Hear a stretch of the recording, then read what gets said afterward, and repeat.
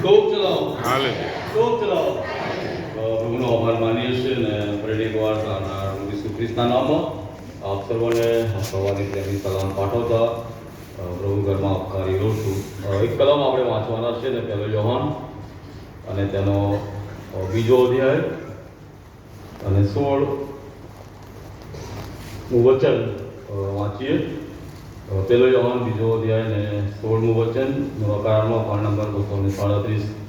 ત્યાં પ્રમાણે લખ્યું છે, કેમ કે જગતમાં જે સર્વ છે એટલે દૈહિક વાસના તથા આંખોની લાલસા તથા જીવનો અહંકાર તે પિતાથી નથી પણ જગતથી છે. પ્રભુ આ વચનો પણ આજે આપણા માટે પ્રભુ ખૂબ જ આશીર્વાદિત કરે. પ્રભુનો આભાર માનીએ છીએ અને ખાસ પ્રભુને મહિમા આપીએ છીએ. પવિત્ર શાસ્ત્ર બાઇબલ એ હંમેશા આપણને આપણા જીવનની જે સાચી વાસ્તવિકતા છે અને જે સાચી વાસ્તવિકતા સાથે આપણે જે પણ પ્રકારનું જીવન જીવીએ છીએ એના અનુસંધાનમાં એ આપણા જીવન પર એ પ્રકાશ પાડે છે અને વચનો દ્વારા એ આપણને આપણી પોતાની સમજણ આપે છે. જેમ કહેવાય કે અરીસો, અને એ અરીસામાં જ્યારે આપણે જોઈએ છે ત્યારે આપણે આપણા વ્યક્તિગત જીવનને જોઈએ છે અને એ અરીસો આપણી જે અસલિયત છે અથવા આપણો જે ઓરિજિનલ જે ચહેરો છે એને બતાવે છે. અને એટલા માટે પવિત્ર શાસ્ત્ર બાઇબલ પણ આપણા જીવનના સંબંધમાં જે કંઈ પણ છે એની ખરેખરી વાસ્તવિકતા એ આપણને બતાવે છે. અને એટલા માટે જ્યારે પણ પ્રભુનું વચન વાંચીએ છીએ ત્યારે આપણા જીવનમાં રહેલી ઉણપો, આપણા જીવનમાં રહેલી એવી બાબતો કે જે દ્વારા આપણે બધું પ્રભુથી દૂર રહીએ છીએ અને એ બાબતોને દૂર કરવાના માટે ઈશ્વર એના વચનો દ્વારા આપણને કૃપા પૂરી પાડે છે. ખાસ કરીને શાસ્ત્ર વાંચ્યોને આપણે બધાને ખબર પડી હશે કે સાઉલ રાજાની વાત છે. એટલા માટે જે બાબતો આજે સાઉલના જીવનમાંથી આપણે જોવા માંગીએ છીએ. પણ એ પહેલા યોહાનની સુવાર્તા, પહેલો યોહાન તેનો બીજો અધ્યાય અને 16માં લખ્યું છે કે જીવનનો અહંકાર, અને એ બહુ મોટું પાપ છે. અને જે પાપની પરિભાષાઓ છે એને અલગ અલગ પ્રકારે અલગ અલગ લોકોએ પોતાના વિચારોને પ્રગટ કર્યો છે અને જુદા જુદા લોકોએ પોતાની ફિલોસોફી એના અનુસંધાનમાં પ્રગટ કર્યું છે. અને ઘણા બધા ધર્મ પંડિતોએ એ પાપના સંબંધમાં પોતાના મંતવ્યો આપ્યા છે. અને એટલા માટે પાપની જે ભાષા છે, પરિભાષા છે અને એના સંબંધમાં લોકોના જે વિચારો છે, એ લોકોના જે મંતવ્યો છે એ બહુ અલગ અલગ પ્રકારના છે. સ્વામી વિવેકાનંદ એ પ્રમાણે કહ્યું હતું કે માણસને પાપી કહેવો એ જ મોટું પાપ છે. આ સ્વામી વિવેકાનંદના વિચારો છે. આ એમના પાપના સંબંધમાં એ પોતાનું મંતવ્ય છે. અને હિન્દુ જે ફિલોસોફી છે એમાં એવું કહેવામાં આવે છે કે માણસ તો ઈશ્વરનો અંશ છે, માણસ એ પરમાત્માનો એક ભાગ છે. અને એટલા માટે તેથી માણસે પોતે સમજણ પડે તે કક્ષાએ પહોંચવાનું છે. એટલે જે અંશ છે, આપણે એવું કહે છે કે જે ઈશ્વરનો અંશ છે અથવા જે ભાગ છે, અને એ ભાગ જ્યારે ઈશ્વરની સાથે જોડાય, અને એ ઈશ્વરની સાથે ક્યારે જોડાય કે જ્યારે ઈશ્વરની સમકક્ષ એનું જીવન તૈયાર થાય.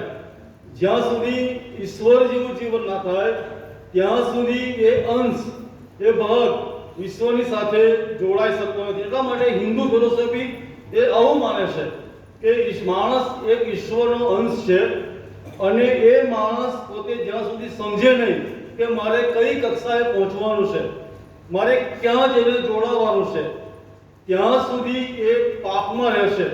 અને એટલા માટે હિન્દુ ફિલોસોફી શીખવે છે કે આ કક્ષાએ પહોંચવું હોય તો પાપની સમજણ હોવી જોઈએ. અને એટલા માટે અલગ અલગ વિચારધારાઓ સાથે પાપના સંબંધમાં લોકો કહે છે. કેટલાક એવા લોકો એવા પણ છે કે જે એવું કહે છે કે માનવ દેહમાં જે પાપ કર્યા છે અને એના માટે માનવ દેહ જ કષ્ટ વેઠવાનો.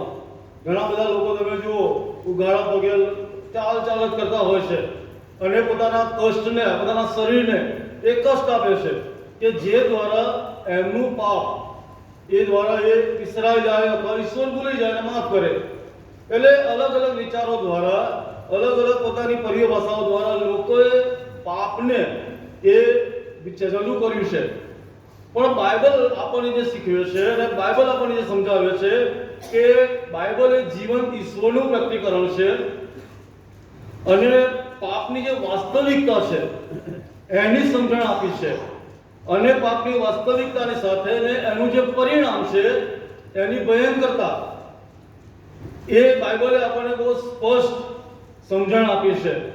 અને એટલા માટે પ્રભુના એક સેવક છે કે જેમણે કોઈ પુસ્તક લખ્યું હાઉ ટુ ફાઇન્ડ ગોડ, અને લેખક હતા ડોક્ટર રિચાર્ડ. અને એમણે જે પાપના સંબંધમાં જે વ્યાખ્યા આપી, 5 પ્રકારની વ્યાખ્યા એમણે આપી. એમણે એ પ્રમાણે કહ્યું કે પાપ એટલે નિશાન ચૂકવું. 1 યોહાન 3 અધ્યાય અને 4 કલમમાં તમે જો વાંચો તો લખવામાં આવ્યું છે. તો 1 યોહાન 3 અધ્યાય અને 4 કલમમાં કહે છે, જે પાપ કરે છે તે દરેક નિયમ ભંગ પણ કરે છે અને પાપ એ જ નિયમ ભંગ છે. એટલે નિશાન ચૂકવાની વાત. બીજી બાબત એમણે કહી કે હદ ઓળંગવી. જે હદ ઠરાવવામાં આવી છે એ હદને ઓળંગવી અથવા જે ખરી અને સત્ય લીટી પાડવામાં આવી છે એ લીટીની તેને બાજુ એ પાપ છે. ત્રીજી બાબત એમણે કહી છે કે લપસી જવું. પાપ અને પરીક્ષણના સમયોમાં માથીની સુવાર્તા અને 6 અધ્યાય અને 14મી કલમમાં લખ્યું છે કે એવી ઘણી બધી જગ્યાઓ છે કે જ્યાં માણસ લપસી જાય, બેમાસ લપસી ગયો અને પાપમાં પડ્યો અને સેવા છોડી દીધી. ચોથી બાબત અમે એ પ્રમાણે કહી કે અધર્મીપણું અને સ્વચ્છંદતા. 1 કોરિન્થી 9મો અધ્યાય અને 21મી કલમ, 1 તિમોથી 1 અધ્યાય અને 9મી કલમમાં કહે છે કે વ્યક્તિ જાણી જોઈને સ્વચ્છંદી બને છે.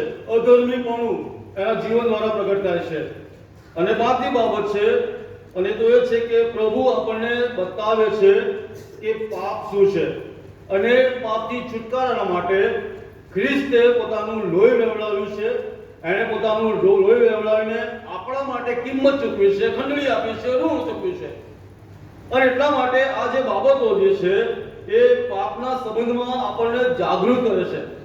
એની જે વાસ્તવિકતા છે એ આપણને બતાવે છે કે નિશાન ચૂકવું, હદ ઓળંગવી, સ્વચ્છંદીપણું, અધર્મીપણું અને પ્રભુની નગમતી બાબતો, આ બધી જે બાબતો છે એ જ્યારે જીવનમાં આવે છે ત્યારે પાપ એ જીવનમાં પ્રવેશ કરે છે. એટલા માટે કોઈ પ્રભુના સેવકે મોરિસ સિરેલો એમણે એ પ્રમાણે કહ્યું છે કે જ્યાં સુધી આપણે પાપની વાસ્તવિકતા અને તેના પરિણામની ભયંકરતાને સમજતા નથી ત્યાં સુધી આપણે કાલ્વરી પરના ઈશ્વરના મહાન પ્રેમને સમજી શકતા નથી. જ્યાં સુધી આ પ્રભુના સેવકે બહુ સખત બાબત લખી છે કે જ્યાં સુધી પાપની જે વાસ્તવિકતાઓ છે એ આપણે સમજતા નથી, પાપનું જે પરિણામ જે ભયંકર છે એને સમજતા નથી, ત્યાં સુધી વધસ્તંભને આપણે સમજી શકતા નથી. એટલા માટે સાઉલ કે જેના જીવનની અંદર ઈશ્વર એને જે આશીર્વાદ આપ્યો હતો અને એના જીવનની આશીર્વાદોની પળોથી લઈને એના જીવનની જે છેલ્લી પરિસ્થિતિ આવી એ જે મધ્ય ભાગ જે છે એના જીવનનો, એમાંથી કેટલીક મહત્વની બાબતો દ્વારા પ્રભુ આપણને ઉત્તેજન આપવા માંગ્યા છે. 1 યોહાન 2 અધ્યાય અને 16મી જે કલમ વાંચવામાં આવી અને ત્યાં કહે છે કે દેહિક વાસના, આંખોની લાલસા અને જીવોનો અહંકાર, આ જે 3 બાબતો છે એના દ્વારા પ્રભુ ઈસુ ખ્રિસ્તનું પણ પરીક્ષણ થયું છે. અને પ્રભુ ઈસુ ખ્રિસ્તને 3 વાર પરીક્ષણ કરવામાં આવ્યું શેતાન દ્વારા. દેહિક બાબતો કે રોટલીને કે આ પથ્થરને કે રોટલી થાય અને તારી ભૂખ મિટાવો. પ્રભુનું ભજન કરવાના બદલે શેતાનની આગળ નમવું અને જગતના વાનાઓ કે જે શેતાન બતાવે છે કે બધું હું તને આપું. એટલે આ જે બાબતો છે એ બાબતો દ્વારા પ્રભુ ઈસુ ખ્રિસ્તનું પણ એ પરીક્ષણ થયું છે. અને એટલા માટે જે પાપની જે વાસ્તવિકતા છે એ વાસ્તવિકતાના સમયમાં ઘણી બધી વાર આપણા જીવનોમાં પણ આવા પરીક્ષણો આવે છે અને આ પરીક્ષણોના સમયોમાં ઘણી બધી વાર આપણે ઈશ્વરથી એ દૂર ચાલ્યા જઈએ છીએ અને શેતાન હંમેશા એવું જ ઈચ્છે છે કે આપણો વિનાશ થાય. શેતાન હંમેશા એવું જ ઈચ્છે છે કે આપણા માટે સ્વર્ગના દરવાજા બંધ થાય. શેતાન હંમેશા એવું જ ઈચ્છે છે કે આપણને મળેલા આશીર્વાદો છીનવાઈ જાય. શેતાન હંમેશા એવું જ ઈચ્છે છે કે આપણે એના માર્ગમાં ચાલીએ, એની ભક્તિ કરીએ. જેમ પ્રભુ ઈસુ ખ્રિસ્તને કહ્યું કે તું પગે પડીને મારું ભજન કર. અને એટલા માટે આ શેતાનની યોજનાઓ છે અને એટલા માટે પાપ એ ઘણી બધી વાર ઘણી બધા રસ્તાઓથી શેતાન એ આપણા જીવનમાં લઈને આવે છે અને એટલા માટે એ જે સમય આવે છે એમાંથી આપણે બચવાનું છે, છુટકારો મેળવવાનો છે અને પ્રભુ તરફથી મળતા આશીર્વાદોને પ્રાપ્ત કરવાના છે.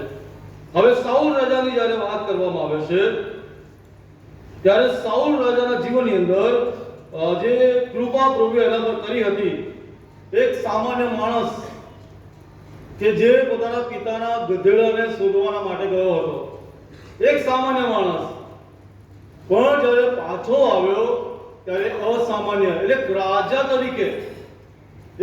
તરીકે પાછો આવ્યો. આ ઈશ્વરની કૃપા એના પર હતી. એક સામાન્ય માણસ તરીકે ગયો હતો, ગધેડાને શોધવાના માટે ગયો હતો, પણ જ્યારે પાછો આવ્યો ત્યારે એક રાજા તરીકે આવ્યો અને પછી એ જ્યારે અભિષિક્ત થયો ત્યારે એણે પ્રભુની સેવાઓ પણ કરી. એના પર પવિત્ર આત્મા પણ ઉતરી આવ્યો અને આત્મા દ્વારા બોલતો હતો, પ્રભુનું ભજન કરતો હતો અને આ બધી બાબતો હતી. પણ જે સાઉલ ના જીવનમાં જે બાબતો બની, એ પાપમાં પડ્યો, એના કેટલાક વિવિધ પાસાઓ છે અને એ જે સ્ટેપ બાય સ્ટેપ એના જીવનમાં આવી અને એના કારણે એ વધુ ને વધુ પ્રભુથી દૂર જતો ગયો, પ્રભુની સાનિધ્યમાંથી ચાલ્યો ગયો અને એ જે મહત્વના વિવિધ પાસાઓ છે એના સંબંધની અંદર તમારી આગળ કહેવા માંગુ છું. સૌથી જે પહેલી બાબતો છે અને એ તો એ છે કે પ્રભુની આજ્ઞાનું ઉલ્લંઘન કરવું. પહેલો સમુએલ તેનો 15મો અધ્યાય અને ત્યાં આગળ શરૂઆતથી જો આપણે વાંચીએ છીએ તો ત્યાં આગળ પ્રભુ અનેક આજ્ઞા આપે છે અને પાપ એ આપણને પ્રભુની વિરુદ્ધ બળવો કરવાના માટે તૈયાર કરે છે. પાપ આપણને ઈશ્વરથી દૂર લઈ જવાના માટે પ્રયત્ન કરે છે અને પ્રભુ જે કહે છે એ નહીં, પણ હું મારી મેળે, હું મારી પોતે, મારી ઈચ્છાએ મને ગમે એ હું કરું. આ પાપનું વિવિધ જે પાસું છે એ પાપ આપણને આવી રીતે લઈ જાય છે.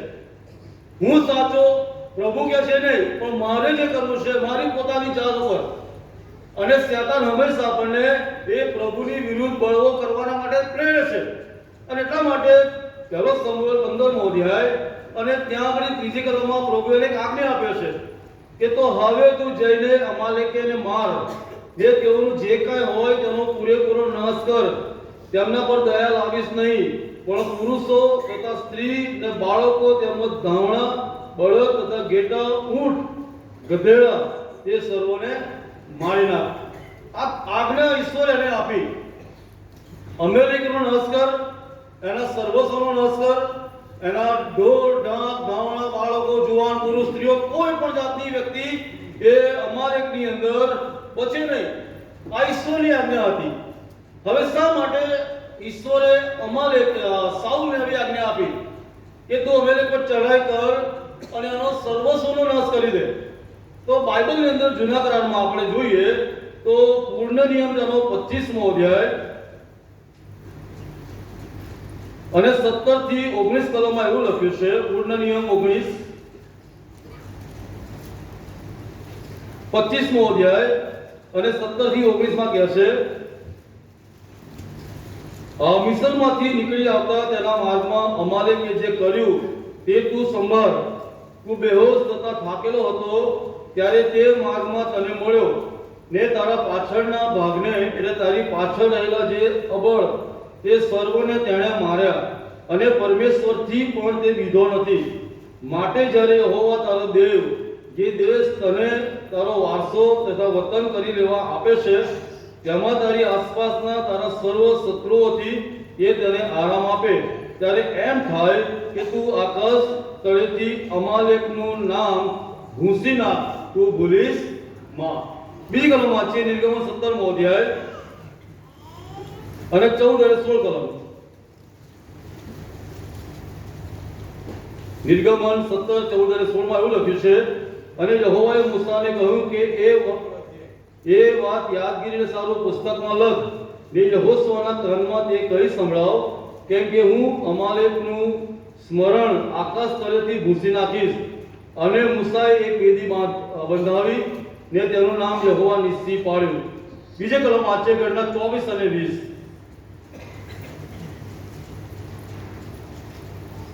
ગણના 24 અને 20 માં કહે છે, અને તેણે અમાલેકને જોઈને દ્રષ્ટાંત રૂપે અમાલેક દેશ જાતિઓમાં પહેલો હતો, પણ છેવટે તેનો વિનાશ થશે.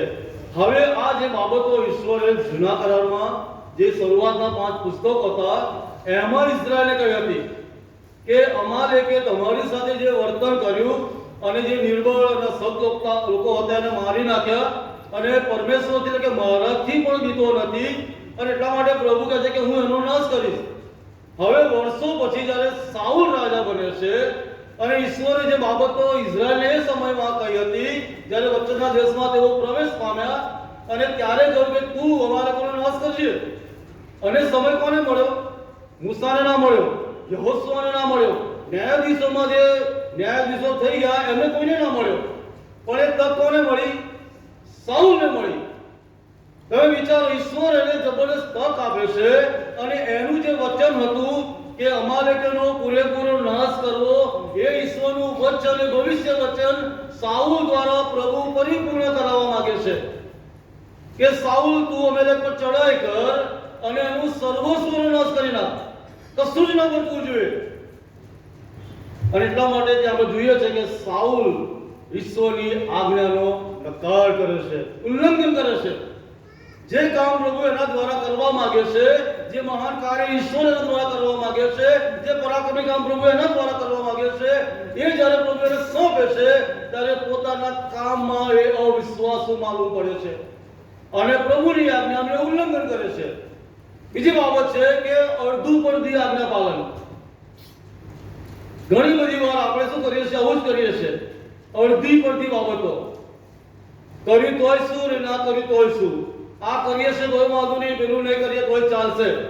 એટલે ઘણી બધી વાર આપણે શું કરીએ છીએ કે આપણા જીવનોમાં અડધી પડધી બાબતો, પૂરેપૂરી નહીં, પૂરેપૂરી 100% આજ્ઞા પાલન એ આપણે ઘણી બધી વાર કરતા. સાઉલે કર્યું, ઈશ્વરે એને જે કર્યું હતું, કહ્યું હતું, જે આજ્ઞા આપી હતી, અમારે 100% એ આજ્ઞાઓ પાડી નહીં, અડધી પાડીને અડધી રહેવા દીધી, અડધું કરીને અડધું રહેવા દીધું. આગળ આપણે જોઈએ છે પ્રમાણે કે એને જે કહેવામાં આવ્યું હતું, પહેલો સમૂહ 15મો અધ્યાય 9મી કલમમાં લખ્યું છે. 9મી કલમમાં પણ સાઉલે તથા લોકોએ અગાગને તથા ઘેટા બળદો તથા પુષ્ટ જાનવરોમાંથી ઉત્તમને તથા હલવાનોને તેમજ સારી સારી વસ્તુઓને બચાવીને તેઓનો પૂરો વિનાશ કર્યો નહીં, પણ નકામી તથા નાખી દેવાની દરેક ચીજોનો તેઓએ પૂરો નાશ કર્યો. જે બાબતો ઈશ્વરે કરી હતી કશું જ ન કરવું જોઈએ, એ ઉત્તમ હોય કે પછી ખરાબ હોય, પણ પૂરેપૂરો અમાલેકીનો નાશ થવો જોઈએ. પણ શું કર્યું આણે? સાઉલે શું લખ્યું છે કે રાજાને બચાવ્યો, ઘેટા બળદો પુષ્ટ જાનવરો ઉત્તમ હલવાનો અને જે સારી સારી વસ્તુ હતી એ બધી એને બચાવી લીધી, અને જે કસાય કામમાં આવી નથી એને કે નાશ કરો. ઘણી બધી વાર વિશ્વાસીઓ તરીકે જ્યારે આપણે જીવન જીવીએ છીએ ત્યારે આ જ બાબતો એ આપણા માટે પરીક્ષણ સમાન આવે છે. અડધું પડધું આજ્ઞા પાલન. માલાકી કહે છે કે તમારા દશાંશો ભર્યા ભંડારમાં લાવો. આપણે શું કરીએ છીએ? 100% આજ્ઞા પાલન નથી. આપણા બધાની વાતો છે. અને એટલા માટે બહુ મહત્વની બાબત છે કે જ્યારે ઈશ્વર આપણને કોઈક આજ્ઞા આપે છે ત્યારે પ્રભુ એવું ઈચ્છે છે કે એની આજ્ઞા 100% પડાય, એનો અમલ 100% થાય. અને જ્યારે એ બાબતો નથી બનતી ત્યારે પાપ એ આપણા દ્વાર આગળ આવીને ઊભું રહે છે. ત્રીજી બાબત એ છે કે પ્રભુ કરતા પોતાને વધારે બુદ્ધિમાન માન્યો. પ્રભુએ એને એ પ્રમાણે કહ્યું કે તારે બધાનો નાશ કરવાનો છે અને તારે બધું પાડીને ખતમ કરી નાખવાનું છે. પણ એણે પોતાની બુદ્ધિથી કામ કર્યું, એણે પોતાની આવડતથી કામ કર્યું. અને ઘણી બધી વાર આપણે પણ શું કરીએ છીએ, સાઉલ જેમ બહુ હોશિયાર છીએ, બહુ બુદ્ધિમાન છે ને એમબીએ છે, મને બધું આવડે. એટલે ઘણી બધી વાર આપણા જીવનોમાં પણ આવું બને છે. આપણે પોતાની હોશિયારીથી, આપણે પોતાની બુદ્ધિથી, આપણે પોતાની આવડતથી અને ઘણી બાબતોથી આપણે શું કરીએ છીએ, પોતાના નિર્ણયો લઈએ છીએ. અને ઈશ્વર આપણને જે કહે છે અથવા પ્રભુ આપણને જે કરવાનું કહે છે એને આપણે અવોઇડ કરીએ છીએ, સાઈડમાં મૂકી દઈએ છીએ. અને એટલા માટે જ્યારે પાપની વાત કરીએ છીએ ત્યારે આ જે મહત્વની બાબતો છે એ આપણા જીવનમાં આવે છે અને આપણને એ કરવા માટે એ આપણને મુશ્કેલ છે. બીજી બાબત, આપણે ચોથી બાબત જોઈએ, અને તો એ છે કે ઈશ્વરના મૂલ્યો કરતા જગતના મૂલ્યોને વધારે પ્રાધાન્ય આપ્યું. સાઉલે શું કર્યું? ઈશ્વરે એને જે કહ્યું હતું, બે પ્રકારના મૂલ્યો છે, જગતના મૂલ્યો અને ઈશ્વરના મૂલ્યો. ઈશ્વરના મૂલ્યો જે હતા એ બહુ મહત્વના હતા, પણ જગતના મૂલ્યોને એને પ્રાધાન્ય આપ્યું. શેતાન જે છે એ ચાસણી બનાવીને, કડવી ઝેર જે ગોળી હોય છે એના પર ચાસણી લગાવીને આપણને ગળાવી દે છે. પણ જેવી ચાસણીનો કલર અથવા સ્વાદ ઓછો થાય એટલે પેલી કડવાશ શરૂ થઈ જાય. આ શેતાનના મૂલ્યો છે. અને ઈશ્વરના જે મૂલ્યો છે એ બહુ અગત્યના છે અને મહત્વના છે. અને એટલા માટે સાઉલે શું કર્યું? ઈશ્વરના મૂલ્યો કરતા જગતના મૂલ્યોને એણે પ્રાધાન્ય આપ્યું. પહેલો સમુએલ 15મો અધ્યાય અને 3જી કલમમાં આપણે વાંચ્યું પ્રમાણે કે પ્રભુએ એને આજ્ઞા આપી હતી, પણ 21મી કલમમાં એવું લખ્યું છે, એ શું કહે છે? પણ તારા દેવ. હવે જુઓ શબ્દના શું કહે છે? સમુએલની સાથે વાત કરે છે અને વાત કરતા 21મી કલમમાં એવું કહે છે, પણ તારો દેવ. હવે મારો નથી કહેતો કે આપણો નથી કહેતો સાઉલ. અને શું કહે છે? પણ તારા દેવ યહોવા આગળ ગિલગાલમાં યજ્ઞ કરવા સારું નાશ નિર્મિત વસ્તુઓમાંથી ઉત્તમ ઘેટા તથા બળદો લોકોએ લૂંટમાંથી રાખી મૂક્યા છે. હવે લોકો પર ઢોળે છે. શું કરે છે? પહેલા તો કે તારો દેવ, તારો યહોવા, અને હવે શું કે લોકોએ રાખી મૂક્યું અને પોતે રાખી મૂક્યું છે. તો કહેવાનો મતલબ છે કે અમાલેકીનો જે પૂરેપૂરો સંહાર કરવાનો હતો, એનો નાશ કરવાનો હતો, ઈશ્વરની આજ્ઞા હતી અને ઈશ્વરનું ભવિષ્ય વચન એના હાથે પ્રભુ પૂર્ણ કરવા જઈ રહ્યો હતો.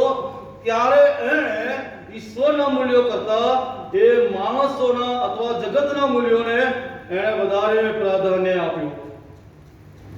શેતાન ઘણી બધી વખત આપણા જીવનોમાં આવું જ કરે છે. એદનવાળીની વાત આપણે જોઈએ છે. પ્રભુએ અમને શું કહ્યું આદમ અને હવાને? કે જે દિવસે તમે ફળ ખાશો એ જ દિવસે તમે મરશો જ મરશો. આ ઈશ્વરનું ધોરણ હતું. જો તમે ફળ ખાધું તો મરશો જ મરશો. હવે શેતાન શું કહે છે આવીને? એમની આંખોમાં જુઓ, તમે ખાશો પણ મરશો નહીં, દેવ જેવા થશો. એટલા માટે હવાને કેવું લાગ્યું? ફળ સુંદર લાગ્યું, આકર્ષણ થયું એના ફળથી. અને એટલા માટે બાઇબલમાં તમે વાંચો તો કે છે જોવામાં સુંદર અને જ્ઞાન આપવા અને ખાવાને માટે એને ઉત્તેજન મળ્યું. અને જગતના ધોરણ પ્રમાણે એ હવા ત્યાં લલચાઈ અને ફસાઈ અને પાપમાં પડી. એટલે ઘણી બધી વખત આપણે શું કરીએ છીએ કે આપણા વ્યક્તિગત જીવનમાં ઈશ્વરનો અવાજ સાંભળવા કરતા જગતના જે મૂલ્યો છે અથવા શેતાન છે એનો અવાજ વધારે સાંભળીએ છીએ. એ માનવને વધારે પ્રેમ કરીએ છીએ, એ બાબતોને વધારે મહત્વ આપીએ છીએ, એ ધારા ધોરણ પ્રમાણે આપણે વધારે ચાલીએ છીએ. અને એટલા માટે પ્રભુ તમારી મારી પાસે એવી અપેક્ષા રાખે છે કે આપણે જગતના નહીં પણ દેવના ધોરણોને, દેવના મૂલ્યોને મહત્વ આપીએ. શેતાન એ ઝેરની બોટલ પર મધનું લેબલ મારીને એ તમને ને મને પીવડાવવાના પ્રયત્નો કરી રહ્યો છે. અને એટલા માટે એ સમયની અંદર ભલા સાથીઓ, આપણે જગત કરતા ઈશ્વરના જે મૂલ્યો છે એને ભોગે આપણે જગતની બાબતોને પ્રાધાન્ય ના આપી શકીએ. પ્રભુની આજ્ઞાઓને ભોગે આપણે શેતાનની અધીનતામાં ના આવીએ. કારણ કે બાઇબલ આપણને બહુ સ્પષ્ટ શિક્ષણ આપી રહ્યું છે. શરૂઆતમાં મેં કહ્યું કે બાઇબલ એ આપણા માટે અરીસો છે. પાંચમી બાબત છે અને તે છે કે દેવની ભીખ રાખવાની નહીં અને પોતાને જ માન આપવું, પોતાને જ મહત્વ આપવું, પોતાનો જ મહિમા જોવો. ઈશ્વરની બીક ભૂલી જવી, ઈશ્વરને મહિમા આપવો નહીં, પણ પોતે મહિમા લેવો. બાઇબલની અંદર ત્યાં આગળ પેલો સમૂહ 15 જ્યારે 12મી કલમમાં કહે છે, સવારે સાઉલને મળવાને સમુએલ પરોઢે ઉઠ્યો અને સમુએલને એવી ખબર મળી કે સાઉલ કાર્મેલમાં આવ્યો છે ને જુઓ તેણે પોતાને સારું એક કીર્તિસ્તંભ ઊભો કર્યો છે ને ત્યાંથી પાછો વળીને તે આગળ ચાલીને ગિલગાલમાં ઉતરી પડ્યો. શું કર્યું? પોતાને સારું કીર્તિસ્તંભ ઊભો કર્યો. જાણે અમેરિકા પર એણે વિજય મેળવ્યો હોય, એણે જીત મેળવી હોય, એની તલવાર ચાલી હોય. જીત હંમેશા બાઇબલમાં આપણે જોઈએ છે કે ઈશ્વર જ આપે છે. એટલા માટે પ્રભુ કહે છે કે યુદ્ધ તમારું ને એ બધું મારું છે. અને એટલા માટે અમેરિકા ઉપર જે વિજય મળ્યો એ વિજય સાઉલને પોતાની મહેનતથી નહીં પણ ઈશ્વરની આજ્ઞાથી નાશ કરવાના માટે નહીં. એટલા માટે પ્રભુ એને વિજય અપાવે છે. પણ પોતાનો કીર્તિ, પોતાનો મહિમા, પોતાનો વૈભવ ઊંચો થાય અને પોતે કંઈક છે એવું એ રજૂ કરે.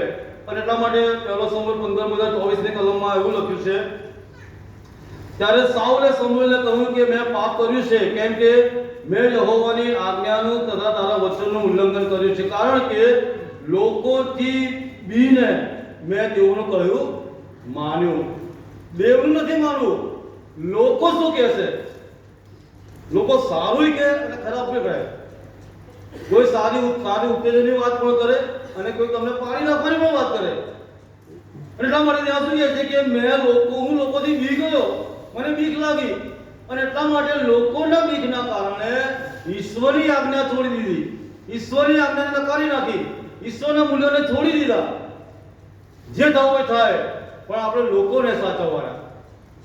લોકોને તકલીફ ના પડવી જોઈએ, લોકોને દુઃખ ના પહોંચવું જોઈએ. પ્રભુનું કામ થવું હોય તો થાય, પણ માણસો સચવાવા જોઈએ. અને એ બાબત અહીંયા બની. સાઉલે લોકોને સાચવવાનો પ્રયત્ન કર્યો, પ્રભુને સાચવવાનો પ્રયત્ન કર્યો. ને એટલા માટે જે મહત્વની બાબત છે એ આ છે કે ઈશ્વર વાળા સાથે ઈશ્વરની બીક રાખવાના બદલે માણસો પોતાનો સ્વાર્થ જુએ છે, માણસ પોતાનો મહિમા જુએ છે અને પોતે મહિમાવાન થાય એવા એના પ્રયત્નો છે. અને આ બહુ મહત્વની બાબત છે તમારા અને મારા જીવનના માટે. અને એટલા માટે વાલા પ્રિય સાથી ભાઈઓ અને બહેનો, આ જે વિવિધ પાસાઓ છે, 6 પ્રકારના જે બાબતો મેં કહી, 5 પ્રકારની, એની અંદર મારા વાલા સાથીઓ આપણે ઈશ્વરથી દૂર જઈ શકીએ છીએ. આવું કોઈ પણ પ્રકારનું પરીક્ષણ એ આપણા જીવનમાં આવી શકે. છેલ્લી બાબત, છઠ્ઠી બાબત, અને જે પ્રભુની કૃપાની પણ એણે અવગણના કરી નાખી, પ્રભુની કૃપાનો પણ એણે દુરુપયોગ કર્યો. જે કૃપામાં એને પસંદ કરવામાં આવ્યો, એક સામાન્ય માણસમાંથી એને ઉચ્ચ સિંહાસન પર બેસાડવામાં આવ્યો, એક રાજા તરીકે એને અભિષેક કરવામાં આવ્યો અને ઇસ્રાયેલના પ્રથમ રાજા તરીકે ઈશ્વરે એને અભિષેક કર્યો. આના ઈશ્વરની જે કૃપા હતી એ કૃપાની પણ એને અવગણના કરી નાખી, એનું પણ ઉલ્લંઘન. ઘણી બધી વાર આપણા જીવનમાં પણ આવું બને છે. ઈશ્વર જ્યારે આપણને કૃપા આપે છે, ઈશ્વર જ્યારે આપણને આશીર્વાદો આપે છે, ઈશ્વર આપણને સંભાળે છે, આપણા ઘરને, આપણા કુટુંબને, આપણા બાળકોની તમામ પ્રકારની જે વ્યવસ્થાઓ છે એ બધામાં ઈશ્વરનો ચમત્કાર આપણે આપણી ઘણી આંખોએ જોઈએ છે. છતાં ઘણી બધી વાર શું કરીએ છીએ? કીર્તિસ્તંભ ઊભો કરીએ છીએ. મેં કર્યું, મારા વડે થયું. અને જે આશીર્વાદો મળ્યા છે એમાં ઈશ્વરને મહિમા આપવાને બદલે પોતાની જાતને મહિમા આપો. મારા વડે થયું, મારી મહેનતથી થયું, વગેરે વગેરે બાબતો. અને એટલા માટે જ્યારે ઈશ્વરની કૃપા દ્વારા ભલા સાથીઓ પ્રભુ આપણને આશીર્વાદિત કરે છે ત્યારે આપણે એ સમયોમાં એ બાબતો દ્વારા ઈશ્વરને આપણે મહિમા આપીએ. જે આશીર્વાદો આપનાર ઈશ્વર છે, ગીતશાસ્ત્ર 21:3 કહે છે કે ઈશ્વર આશીર્વાદો લઈને સામે આવે છે. એ ઈશ્વર આપણને આશીર્વાદ આપે છે. અને એટલા માટે જે ઈશ્વર કૃપા દ્વારા આપણને આશીર્વાદ આપે છે, બળ આપે છે, સામર્થ્ય આપે છે, આપણા નોકરી ધંધા કાર્ય કરવા માટે આપણી સૂઝબૂઝ આપે છે, સારી તંદુરસ્તી આપે છે, આ બધી ઈશ્વરની કૃપા છે. ત્યારે ઈશ્વરની કૃપાના માટે ઈશ્વરનો આભાર માનવાનો, પોતાનો મહિમા નહીં. સાઉલે આ છઠ્ઠી બાબત એ કરી કે ઈશ્વરની કૃપાનું પણ એણે અવગણના કરી નાખી અને એના પોતાના જીવનમાં એણે પોતાને જ મહિમા આપવાનો એણે પ્રયત્ન કર્યો. અને એટલા માટે 6 બાબતો કે જે દ્વારા સાઉલ એ પાપમાં પડ્યો. છ બાબતો, અને તે છે કે આજ્ઞાનું ઉલ્લંઘન, અડધી પડતી આજ્ઞા, અધંકર, પ્રભુ કરતા પોતાને બુદ્ધિમાન માનવો, દેવના મૂલ્યના ભોગે જગતના મૂલ્યો પ્રમાણે ચાલવું, દેવની ભીખ ન રાખવી, અને માણસોના માટે માન આપવું ને પોતાની મહિમા લેવો, અને દેવની કૃપાનો દુરુપયોગ કરવો. આ 6 બાબતો જ્યારે બને છે ત્યારે શું બને છે? પાપ એ આપણા જીવનમાં આવે છે. અને બાઇબલ એવું કહે છે, ગણના 32મો અધ્યાય અને 23મી કલમમાં એવું લખ્યું છે,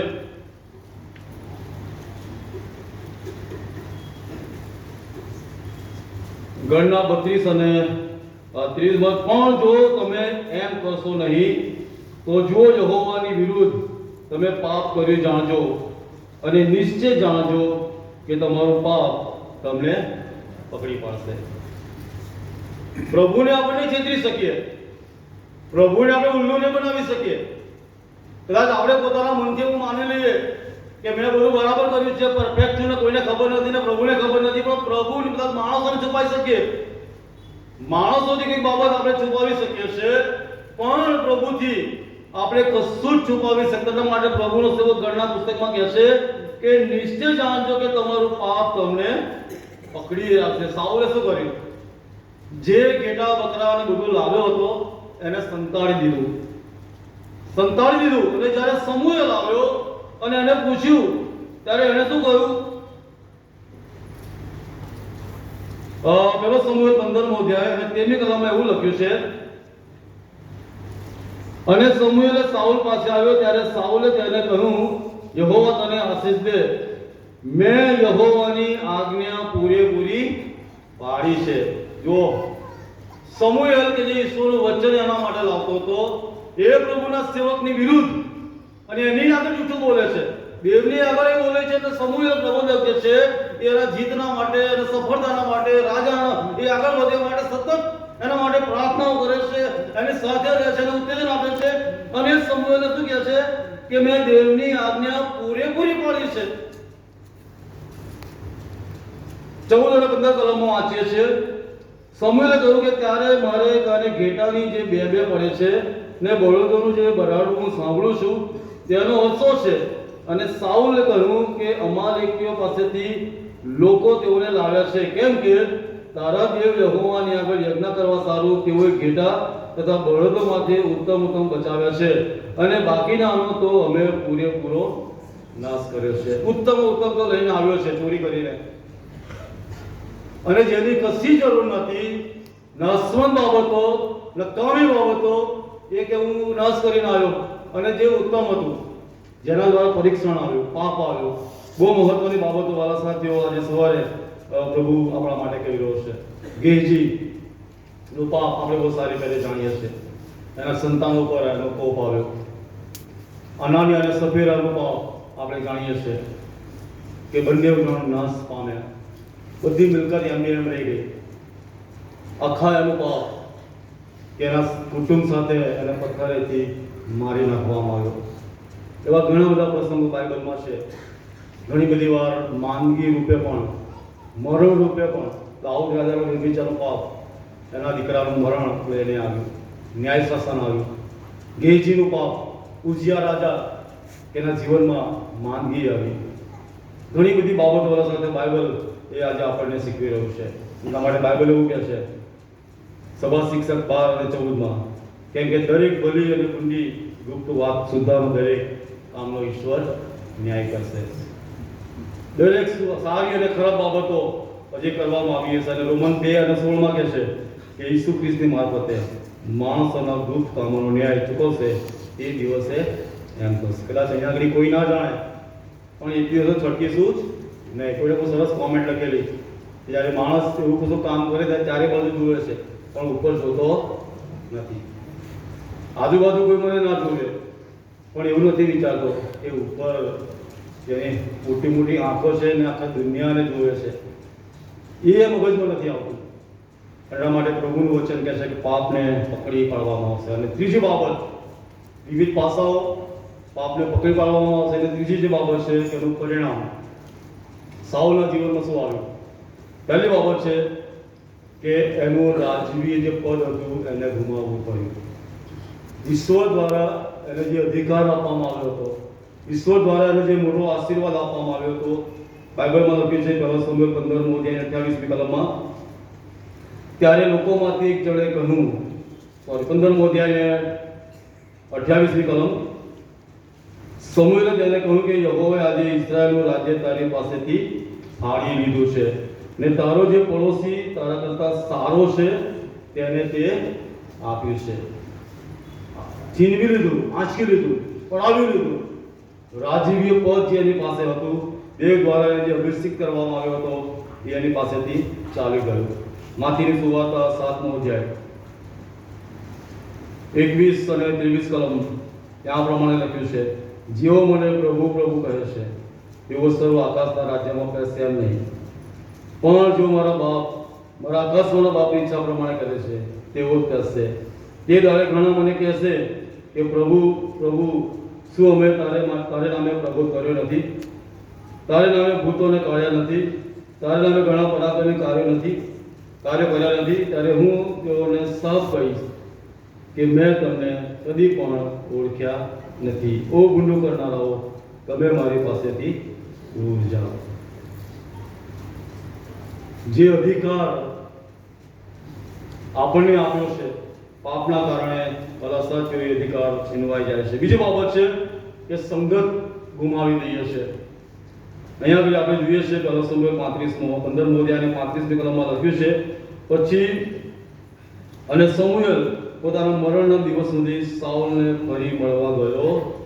એક સારા માણસને સંગત ગુમાવી, જે રોજ એની સાથે બેસતો હશે, સંગત આપતો હશે, પ્રભુના વચનો કહેતો હશે અને ઉત્તેજન આપતો હશે, એની સાથે બેસીને પ્રાર્થનાઓ કરતો હશે। ત્યાં લખવામાં આવ્યું છે કે સાઉલ પોતાના મરણના દિવસ સુધી, સમુએલ પોતાના મરણના દિવસ સુધી સાઉલને ફરી મળવા ગયો ને તો પણ સાઉલને સારું શોખ કરતો હતો।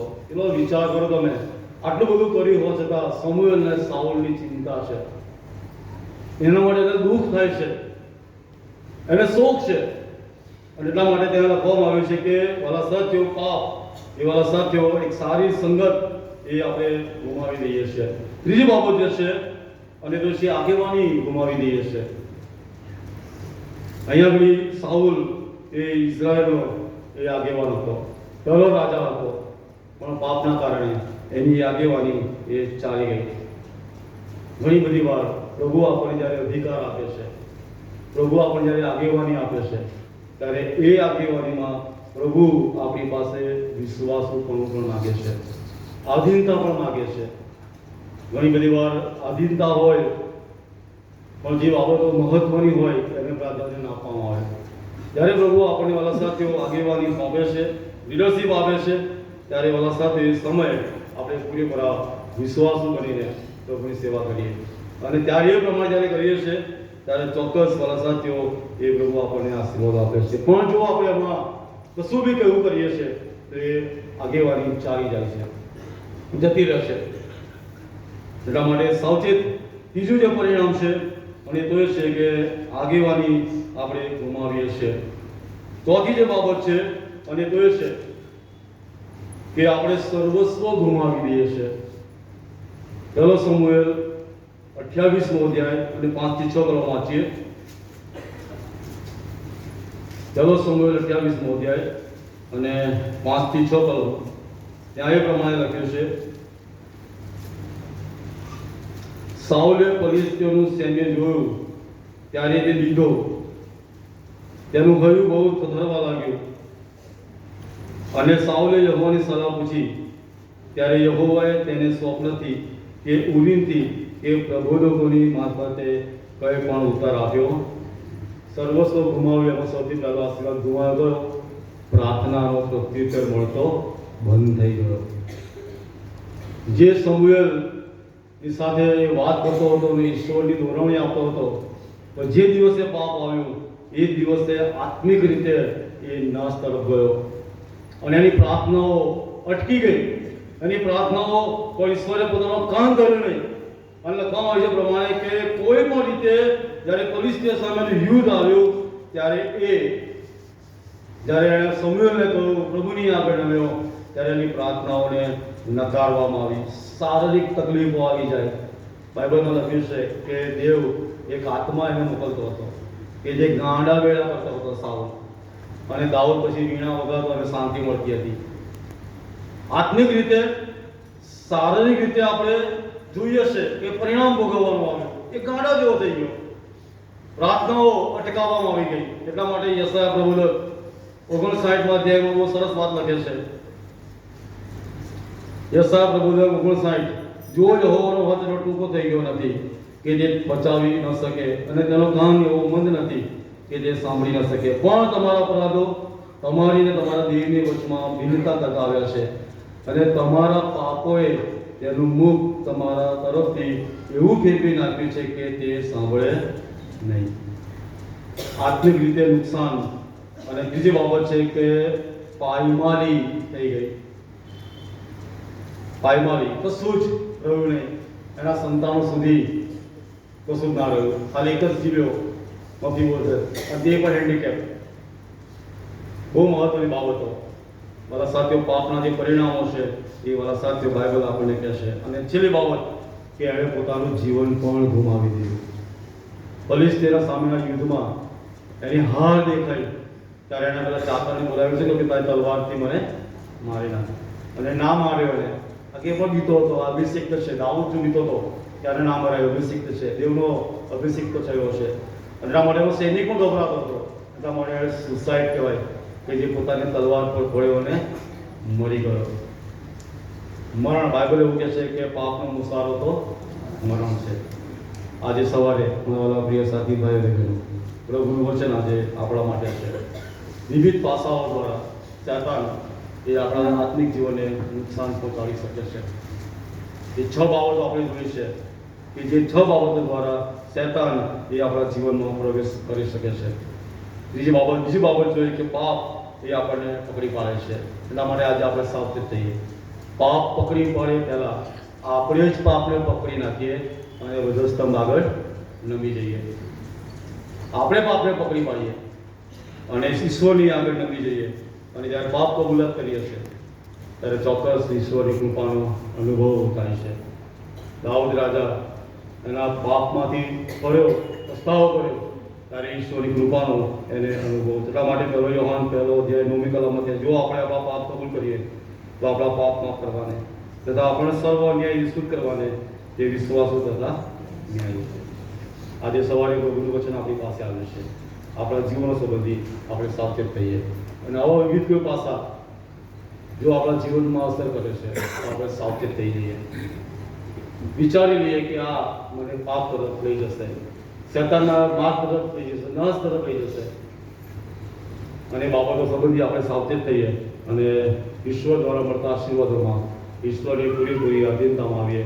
અને ચોક્કસ જ્યારે પ્રમાણે કરીએ છીએ ત્યારે પ્રભુ આપણા જીવનોને વધુ ને વધુ આશીર્વાદ કરે. વચનો સમજવા માટે પ્રભુ આપણા બધાની સહાયને કરે. પ્રાર્થનામાં જઈએ ને ખાસ નિજલભાઈ પ્રાર્થનામાં દોસ્ત એ પહેલાં આપણે ટેક ગાવાના છે.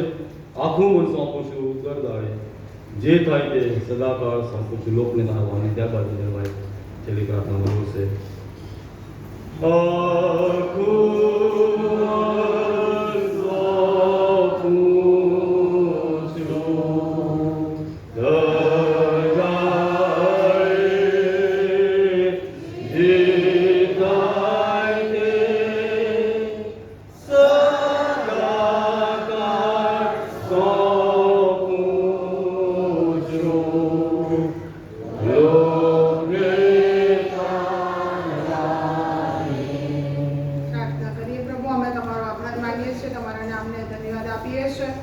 તમારા સેવક મારફતે જે વચન તમે અમને આપ્યું છે માટે પ્રભુ તમારા નામને અમે લાખો લાખ ધન્યવાદ આપીએ છીએ. પૃથ્વી પરના જીવનમાં પ્રભુ અમે તમારા વચનો સાથે, આત્મિક જીવનની સાથે અને જગતની સાથે અમે સમાધાનકારી વલણમાં અમે આગળ વધીએ છીએ, અને અમારું અને શ્રેષ્ઠ અને બેસ્ટ પ્રભુ અમે તમને આપી શકતા નથી. જગત અને જગતના વાનાઓ, દૈહિક વાસના, આંખોની લાલસા અને જીવનના અહંકારમાં અમારું જીવન અમે વિતાવીએ છીએ. તો આજે ફરીને એકવાર તમારું વચન તમે અમને આપ્યું છે કે અમારું પાપની છે અમને પકડી પાડશે, અને પાપનો મુસારો મરણ છે, અને આત્મિક જીવનમાં અમે મરણ ના પામીએ એના માટે પ્રભુ અમે તમારી પાસે કૃપા માંગીએ છીએ. અમારા જીવનોનો તમે સ્વીકાર કરો. તમારી યોજનાઓ છે, તમારી ઈચ્છાઓ છે, એ પ્રમાણે તમારા માં અમારું જીવન જીવવાની માટે તમારી કૃપા પૂરી પાડો. તમારા વચનો, તમારી આજ્ઞાઓ અને તમારા જે નિયમો અને હુકમો અને આજ્ઞાઓ અમને આપી છે એ પાડવાની માટે પ્રભુ તમે મારી સહાય મદદ કરો, કારણ કે તમારું વચન અમને આજે મળ્યું છે કે યહોવાની વાણી પડાતી જેટલા દેવ ખુશ થાય છે એટલા યજ્ઞો અને દહનને પરથી ખુશ થતા નથી. ત્યારે પ્રભુ અમારા જીવનોને અમે તમારા હાથમાં સોંપીએ છીએ. તમારા વચનો જ્યારે જે મારી મધ્ય આવે ત્યારે એ પ્રમાણે જીવન જીવવા માટે પ્રભુ તમે મારી સહાયને મદદ કરો. શૈતાન પ્રભુ હંમેશા અમારા જીવનોને એનામાં લઈ જવાની માટે પ્રયત્ન કરે છે, પણ પ્રભુ તમારું સામર્થ્ય, તમારું બળ તમે અમને આપો કે જેથી અમે શૈતાનની સામે લડી શકીએ અને તમારા સ્થિર અને મજબૂત રહી શકીએ. એના માટે પ્રભુ તમે અમારી મદદ અને સહાય કરો એ પ્રાર્થના કરીએ છીએ. અમારી મંડળીમાં પ્રભુ તમે તમારી કૃપા આપો અને વચનોમાં જીવન જીવવાની માટે અમારી મંડળીને પણ પ્રભુ તમે સહાય કરો, તમારામાં ઉચકો એ કૃપા માંગતા પ્રાર્થના પ્રભુ ઈસુ ખ્રિસ્ત તમારા નામથી કરીએ છીએ. માટે સાંભળી અને તેનો સ્વીકાર કરો પ્રભુ. આમીન. સર્વ ઊભા થઈએ ને હવે હાલેલુયા આપણે ગાઈશું. તો ત્યારબાદ આશીર્વાદ ઉચ્ચારવામાં આવશે. થેન્ક યુ જીસસ ફોર આપણે ગાઈશું.